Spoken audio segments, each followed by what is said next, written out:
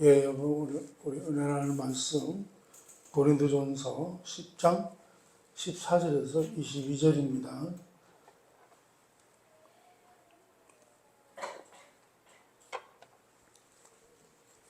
고린도전서 10장 14절에서 22절. 제가 먼저 봉독합니다. 그런즉 내 사랑하는 자들아, 우상 숭배하는 일을 피하라.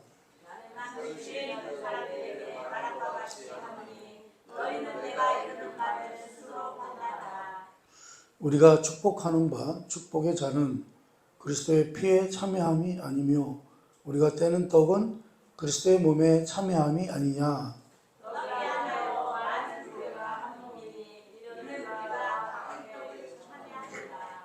육신을 따라 난 이스라엘을 보라. 제물을 먹는 자들이 제단에 참여하는 자들이 아니냐.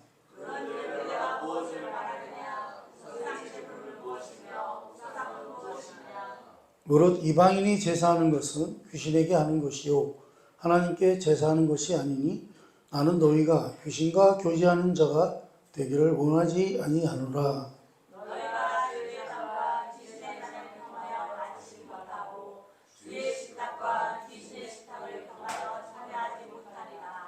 다 같이 그러면 우리가 주리를 노여하시게 하겠느냐? 우리가 주보다 강한 자냐? 아멘. 사실 오늘 내용은요, 지지난주인가요? 그때 거의 설명을 다 드린 내용인데, 이제 우리 기독교는 이제 우상 숭배는 안 되는 거죠. 우상 숭배를 하면 안 됩니다. 그렇죠? 기독교 신앙에서 가장 기본적인 믿음의 내용입니다. 그래서 믿는 자들은 하나님 외에 다른 신을 섬겨서도 안 된다. 그 얘기죠. 그래서 우리는요, 하나님 외에 어떤 것에게도 이제 그 신으로 경배를 하거나 절을 해서는 안 된다. 그런 말씀입니다. 그럼 우상숭배가 우상숭배하는 것이 뭐가 문제가 되느냐. 그런 말씀입니다. 이제 그것은, 하나님을 섬기는 자가 하나님을 아는 자로 살아야 될 책임에서 벗어난 것을 우상숭배라고 합니다. 여러분, 우리가 영생을 얻는 것도 어떻게 해서 영생을 얻는다고 그러죠? 우리가 늘 말씀드리지만 유일하신 참 하나님과 그가 보내신 자 예수 그리스도를 아는 것. 그러니까 우리 하나님과 그를 보내신 예수 그리스도를 알므로써 우리가 영생을 얻는 거죠. 여기서의 안다라고 하는 것은 상당히 깊이 안다 그런 의미가 있는데요. 아무튼 우상숭배라고 하는 것은 우리는 이제 하나님을 섬기는 자잖아요. 하나님을 믿는 자고 우리가 그렇게 구원을 얻게 된 것은 그 하나님을 알게 되었기 때문에 우리가 영생을 얻었다는 거죠. 구원을 얻었다는 거죠.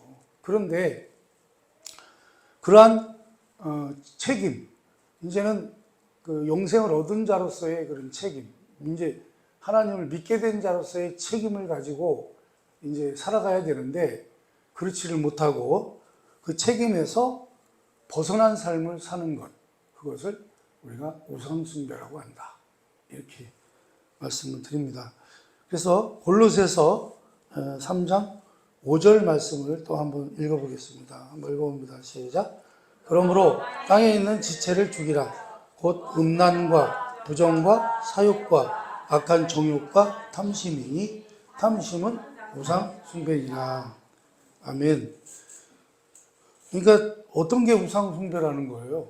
그 음란과 부정과 사욕과 정욕과 탐심, 이런 것들은 나쁜 건데 이런 나쁜 짓을 하는 것은 뭐예요? 곧 우상 숭배라는 거예요. 그런 것들이. 그렇죠? 그래서 우상 숭배라는 것은 그런 의미에서 뭐예요?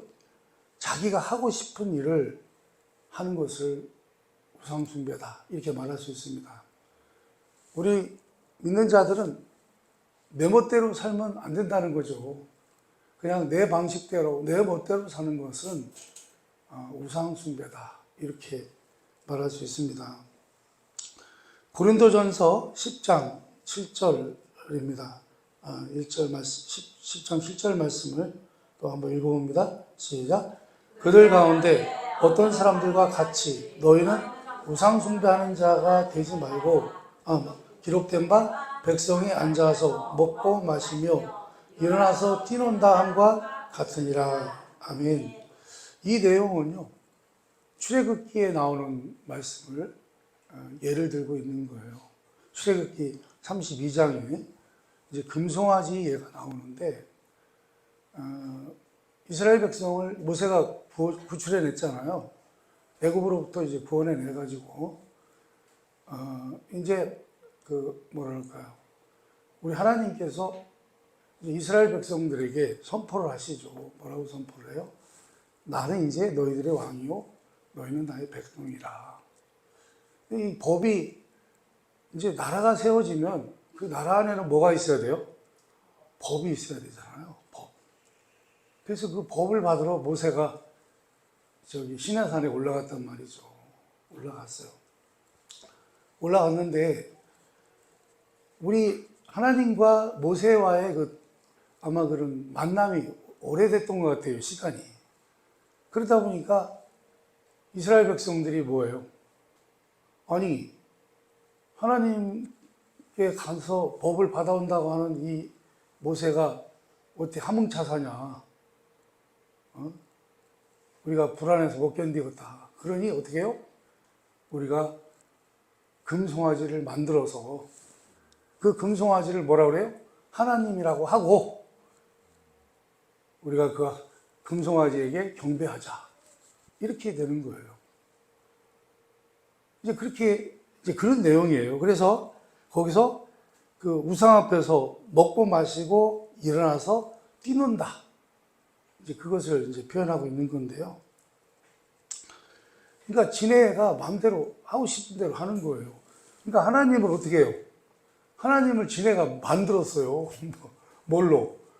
금을 걷어가지고 금송아지를 만들어가지고 지네 하나님이라고 믿은 거예요. 그게 이제 우상 숭배죠. 무슨 얘기예요? 자기가 하고 싶은 것을 하는 것입니다. 그러니까 여기서 자기가 하고 싶은 것이라는 것은 뭐냐면요. 그 목적이 하나님께 있지 않다는 거예요. 하나님께 있지 않고 하나님이 없는 사람들이 시간을 자기 마음대로 허랑방탕하는 것을 말한다. 그런 말씀입니다. 허랑방탕이라고 그러잖아요. 허랑방탕. 여러분, 사람들이 우상을 만드는 목적이 뭔가요? 사람들이 우상을 왜 만들어요? 또 왜 많은 사람들이 지금도 우상을 만들어서 섬기고 있잖아요? 제가 가끔 이제 여기 보문산에 올라갑니다만, 보문산에 올라가 보면 되게 할머니들이 그렇게 많이 하세요. 가다가 이게 나무가 좀 잘생겼잖아요. 그럼 그 나무에다 이렇게 빌어요. 뭐라고 미는지는 몰라도. 그러고 이제 사람들이 그 탑 같은 거 쌓아놓잖아요. 그럼 그 탑에다 대고 또 이렇게 빌고요. 그분은요, 이게 자기가 눈에 볼 때 아주 멋있게 보이는 건 다 뭐예요? 다 신이요, 신, 우상. 여러분, 사실은요, 우상이라고 하는 것은 자기 소원이 이루어지기를 바라서 만드는 것입니다.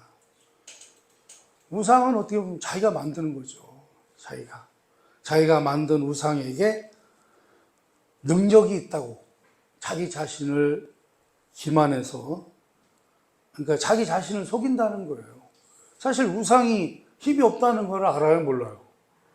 자기 소원을 들어줄 수 없다는 것을 알아요, 몰라요? 알죠. 나무 조각에 불과하고 쇠 조각에 불과한 그 우상이 무슨 능력이 있겠어요. 그런데 그것이 능력이 있을 거라고 자기 자신을 속이는 거예요. 그렇게 하고 그 우상에게 빌어서 자기 소원을 이루어지게 하기 위해서 우상을 만드는 것입니다. 여러분, 예를 들어서 우리가 우상을 만들었어요. 그럼 뭐 그 우상이 대화를 할 수가 있습니까? 무슨 능력이 있습니까? 어떤 특별함이 있습니까? 아무것도 아니죠. 하긴 요즘은 과학이 발달해서요. 이렇게 뭐랄까요, 뭐 AI라고 그러나요? 그거는 이제 우리가 대화도 할 수 있잖아요. 이렇게 물어보면 서로 인공지능을 가지고 있기 때문에 대화가 가능한데 그런 것도 아니고 우상이라고 하는 건 정말 아무것도 아니지 않습니까? 그래서요, 어찌 보면요, 뭐랄까요, 자기가 스스로 우상이라고 하는 거는 스스로 만든 허망한 것이다. 그렇기 때문에 우상은요, 뭐가 될 수가 없어요? 기도의 대상이 될 수 없다. 이제 무당들은 보면은 이렇게 무당 이렇게 신전에 보면 만신상 같은 거 해놓고서 그 사람들도 뭐 기도한다고 하더라고요. 이렇게 기도를 하는데 기도의 대상이 아닙니다. 우상은. 그렇죠? 우상은요, 기도해봐야 무슨 효력이 있는 것도 아니고 능력이 있는 것도 아니고 무슨 그렇다고 대답을 해주는 것도 아니고. 그래서 어찌 보면요, 자기에게 주문을 거는 것입니다. 주문. 모든 우상이 다 그렇습니다. 실제로는 없는 것인데 우리가 우상을 만드는 것은 우리의 소원을 이루기 위한 어떤 초월적인 능력을 필요로 해서 만든 자기 기만이라 그런 말씀입니다. 자기를 속이는 것입니다. 이것이 뭐예요? 우상 숭배라 그런 말씀입니다. 에베소서 5장 18절을 한 절 더 읽겠습니다. 한번 읽어봅니다. 시작. 술 취하지 말라. 이는 방탕한 것이니 오직 성령으로 충만함을 받으라. 아멘. 이 말은 정확하게 이것입니다. 저들이 먹고 마시고 일어나 춤추었다, 뛰놀더라 라고 하는 이야기는요, 여기에서 나오는 뭐예요? 방탕이라는 거예요. 방탕. 방탕. 방탕이라는 게 무엇입니까? 낭비하는 것. 자기가 져야 할 책임과 자기 인생에서 자기의 본분을 낭비하는 것. 이게 방탕이라 그런 말씀입니다. 사실 방탕하게 사는 분들도 많이 있죠. 그죠? 자기 존재가 갖는 책임, 명예를 누리지 못하고 책임지지 못하고 그걸 외면하고 자기가 하고 싶은 대로 자기의 존재와 책임을 낭비하는 것, 그것이 우상숭배라 그런 말씀입니다. 그것이 탐심이고 방탕이라 그런 말씀입니다. 우리 현실을 볼까요? 우리 현실은 어떻습니까? 우리가 사는 현대에서는요, 현대라는 세상에서는 우리가 지금 현대라는 시대를 살고 있는데 이 현대라는 세상에서의 우상은 무엇입니까? 우리가 살고 있는 이 시대는 어떤 게 우상일까요? 우리는 어떤 우상을 섬기면서 살고 있습니까? 그거는요, 현대성입니다. 현대성. 그럼 현대성이라는 건 뭐냐? 현대성이라는 건요, 우리가 과거보다 낫다고 믿는 것입니다. 우리가요, 옛날 선조들보다 우리가 뭐예요? 스스로 우리가 옛날 선조들보다 우리가 훨씬 낫다는 거예요. 정말 그럴까요, 여러분? 여러분, 근거가 무엇입니까? 과학기술을 근거로 두죠. 옛날에는 몰랐던 걸 알게 됐고요. 옛날에는 할 수 없었던 것을 할 수 있게 되었다는 것입니다. 옛날에는 자동차가 없었겠죠. 자동차가 그렇고, 비행기가 그렇고, 의학기술이 그렇습니다. 그리고 좀 전에도 말씀드렸습니다만, IT나 AI는 어떻습니까? 이제 과거에는요, 상상할 수도 조차 없었던 일들이 일어나고 있습니다. 여러분, 그렇다고 그래서요, 우리가 옛날 선조들보다 낫다는 근거가 어디에 있습니까? 여러분, 정말 살기가 과거에 우리 옛날에 우리 어르신들보다 우리가 지금 잘 살고 있는 건가요? 어떻습니까, 여러분? 이제 진화론자들은 그렇게 얘기하죠. 모든 게 다 진화된다. 그래서 인간도 원래는 뭐였었어요? 인간도 원래는 무생물에서 생물로 진화돼서 어쩌고 저쩌고 참 어렵습니다만, 우리의 조상이 뭐였었어요? 한때는 원숭이가 우리의 조상이기도 했고요. 그래서 점점 좋아졌다는 거죠. 그런데요, 그 진화론이라는 게 얼마나 우스워요. 그렇죠? 우리가 지금 밝혀지고 있는 것들이 뭐죠? 우리의 과거에 2000년 전, 3000년 전, 4000년 전, 때로는 10,000년 전, 10,000년 전 사람들이 살았던 그런 실체를 고고학자들이 연구를 하잖아요. 연구해서 보면요, 그 당시의 사람들이 지금 현대를 사는 우리보다 더 지혜로웠다는 것입니다. 여러분, 사실 과학 문명이라는 게 어떻습니까? 과학 문명이 우리에게 편리함을 가져다 주긴 했으나 사실은 그 부작용이 얼마나 많습니까? 안 그렇습니까? 그 부작용이 심각하죠. 그런 과학 문명, 우리의 편리함 때문에 지금 우리의 지구는 어떻게 돼가고 있습니까? 우리가 요즘은 어때요? 요즘은 어떻게 해요? 계절이 어때요? 계절이 계속 바뀌죠. 요즘은 봄, 가을이 없어졌어요. 그죠? 봄, 가을이 없어졌고, 우리나라가 지금 어때요? 거의 열대지방처럼 이렇게 나라가 변해버렸고요. 그게 왜 그렇습니까? 그게 과학 문명의 폐해 때문에 그렇습니다. 여러분, 우리가 여름에 이 에어컨이 있으면 좋잖아요. 에어컨을 안 틀면 어떻습니까? 덥잖아요. 자, 그런데 우리는 시원하게 이 에어컨을 쓰고 있습니다만, 이 에어컨 때문에 어떻게 되나요? 지구는 오염되죠.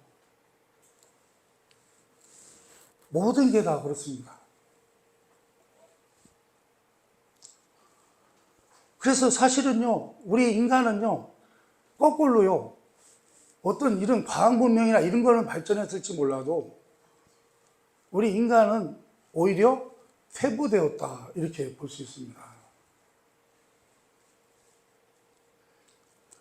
그래서 이 현대성이 가지는 이 기만 때문에 우리는 내가 가진 어떤 문제들도 실제로는 내가 해결할 수 있는 것인데, 이제는요, 그 해결 방법을 취할 기회나 또는 능력이 없다라고 생각하게 만들어 버렸다는 것입니다.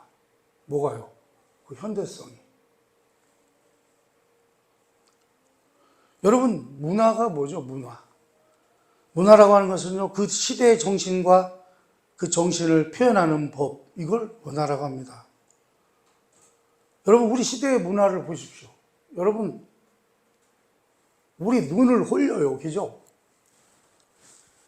요즘은 다 어디에 홀려 있어요? 핸드폰에다 홀려 있어요.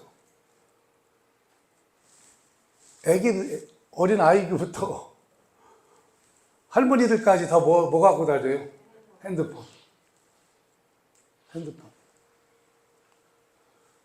거기에요. 아주 눈을 홀려버려요. 정신이 없어요. 거기에 집중을 합니다. 정신이 없게 만듭니다. 그리고 어떻게 해요? 생각할 틈이 없어요.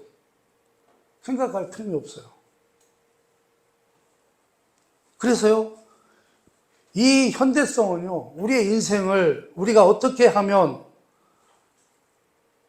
우리는 믿는 자잖아요. 이제 하나님의 자녀들이 됐으니, 이제 우리는 어떻게 하면 하나님의 자녀답게 살아야 할 것인가라고 하는 고민, 각오, 위로, 신뢰, 관계 이런 것들을요 다 부셔버리고 있다는 거예요. 그러니 그것을 뭐라고 해요? 우상 숭배라고 한다. 그런 말씀입니다. 여러분은 우리가 이런 위협 속에서요, 그 도전과 시험 속에서 여러분 스스로 답을 찾기 위해서 고뇌하셔야 된다. 그런 말씀입니다. 여러분 그것이 신앙입니다. 하나님, 이럴 때는 어떻게 해야 됩니까? 여러분 그렇게 무릎을 꿇는 여러분 되시기를 바랍니다. 기도하셔야 됩니다. 그렇죠. 우리는 이 현대성이라고 하는 이 우상 숭배 때문에 우리 자신을 잃어가고 있고 내가 지금 뭐 하면서 살아가는지도 모르고 살아가고 있다. 그런 말씀입니다.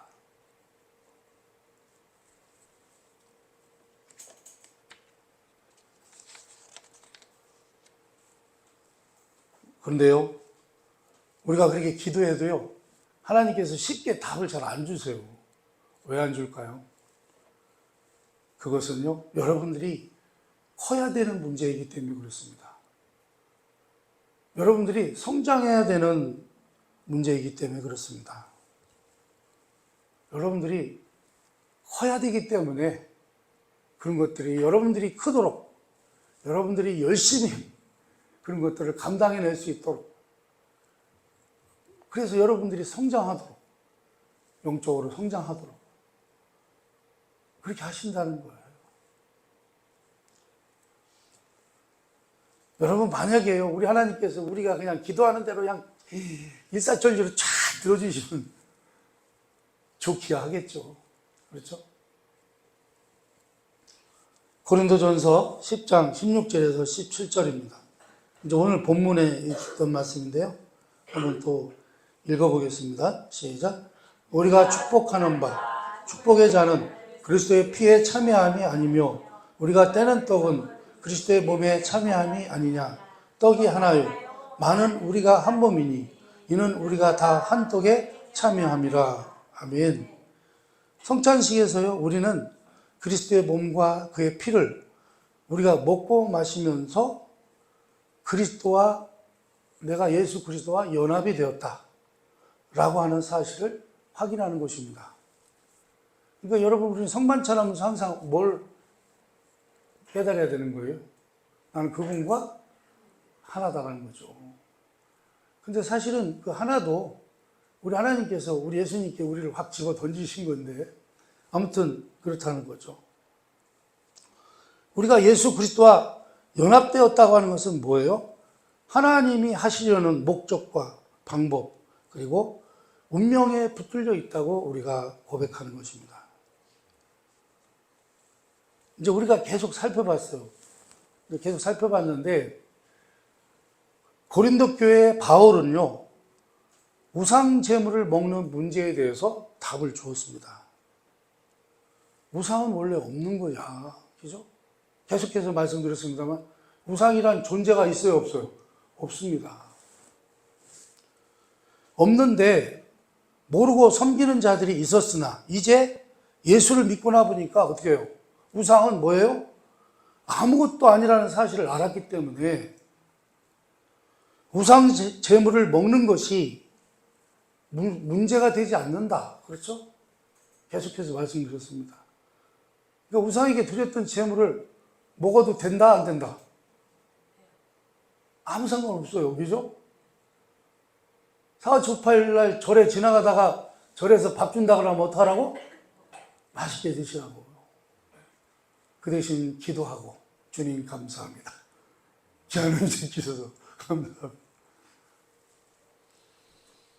우상에게 드렸던 제물은 아무런 실체가 없어요. 그냥 드시면 됩니다. 하나님이 주신 음식이니까. 자, 그런데 이제 너는 그런 자유가 있어. 너는 우상제물도 먹을 수 있는 그런 믿음의 지식이 있고 먹을 수 있어. 그런 자유가 있어. 그렇지만 뭐라고 그랬죠? 내가 가진 자유를 그러한 지식을 갖고 있지 못하는 사람들, 아직 믿음이 연약한 사람들, 우상 제물을 먹으면 큰일 나는 걸로 알고 우상 제물을 먹으면 우리 하나님을 배신하는 것처럼 생각하는 그 믿음이 연약한 사람들, 그런 사람들을 위해서 네가 어떻게 해라? 우상 제물을 삼가라는 거예요. 먹지 말라는 거예요. 왜? 그것 때문에 시험 들으니까. 그 사람들이 너 우상 제물 먹는 거 보고 시험 들어서 교회 안 나면 어떡하냐 이거예요. 그것이 바로 예수 믿는 자로서의 책임 있는 행동이라 그런 말씀입니다. 여러분, 교회에 모인 성도들은 어떻습니까? 교회를 시험 봐서 들어왔나요? 교회는요, 아무나 오는 곳입니다. 그렇죠? 그 대신 단 뭐가 있어요? 예수를 믿는다는 이유로 온 것입니다. 그러니 예수 믿는 것 외에는요, 어떻게 해요? 모든 것이요, 서로 다를 수가 있고 관심과 기대가 다르다 그런 말씀이에요. 우리 다 달라요. 이처럼 다 달라요. 우리 하나님께서 이 대한민국에다가 여러분을 이 시대에 보내셨고, 그리고 여러분이 사는 곳에 여러분이 때로는 원하지 않는 이웃들, 더 가깝게는 여러분들의 혈육들, 이렇게 여러분이 원하는 사람들이 아닌 존재들과 여러분들이요, 이렇게 묶여서 살 수밖에 없는 환경일 수 있다는 거예요. 그렇죠?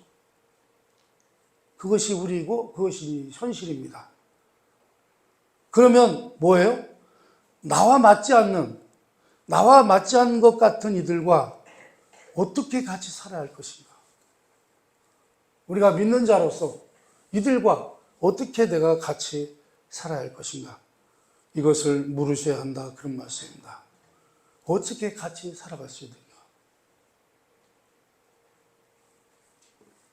이런 거죠. 나와 여러분들도 어떻게 해요? 한 교회에 묶였습니다. 그렇죠? 예수 그리스도, 하나님께서 예수 그리스도 안에서 누구든지 불렀다는 사실로 이제는 교회가 형성이 되었다면, 이제 여러분은요, 믿는 자답게 감내하는 삶을 살아가시기를 바랍니다. 여러분의 성품, 인격, 인간성, 이런 것들이요, 믿는 자로서 하나님의 자녀답게 살아야 된다 그런 말씀입니다. 무슨 얘기예요? 우리와 함께 지금 살고 있는 사람들이 예수 믿는 것 외에는 또 예수 안 믿는 사람들도 있잖아요. 우리가 원하지 않는, 내가 좋아하는 스타일이 아닌 그런 사람들과 어울려 살 수 있다는 거예요. 살 수밖에 또 없고요. 그게 현실이라는 거죠. 그러나 우리 믿는 자들은 그런 현실 속에서 어떻게 살아야 될 것인가? 그것을 늘 고민하고 기도하는 여러분 되시기를 바랍니다. 주님은 뭐라고 말씀한다고요? 믿는 자답게 살아야 된다 그 얘기죠. 그렇게 여러분 세상 앞에 나가서 여러분들은요, 세상 사람들과 다르다고 하는 것을 보이셔야 한다 그런 말씀입니다. 우리가 사는데 그 어려움들, 그 버거움들을 무엇으로 버티고 있는지, 어떻게 우리가 인간성을 유지하고 있는지, 관용과 동정과 이해와 나눔을 세상이 할 수 없는 것을 여러분들은 어떻게 하고 있는지를 보이시기를 바랍니다. 그게 바로 하나님을 믿는 것입니다. 그것이 바로 우상 숭배를 거부하는 것입니다. 그렇게 살아가시기를 바랍니다.